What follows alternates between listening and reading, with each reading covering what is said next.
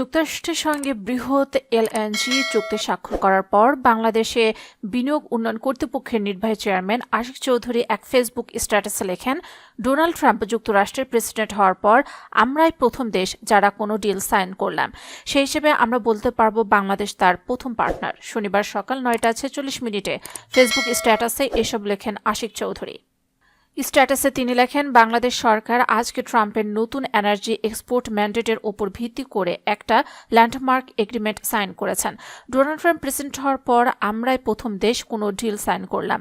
ট্রাম্পের ইলেকশন প্রমিসের মধ্যে drill baby drill এই স্লোগানটা বেশ পপুলার ছিল, সেটা এই এনার্জি এক্সপোর্টকে ঘিরেই।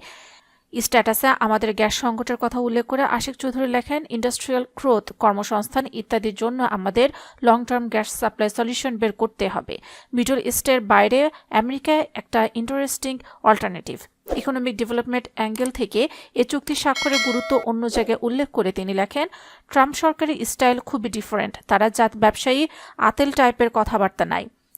স্ট্রেট অ্যাকশন দেখতে চাই। লুইজান স্ট্রিটের বিল ক্যাসিডি সাইনিংয়ের কথা শুনে আমাকে বুকে জড়িয়ে ধরল।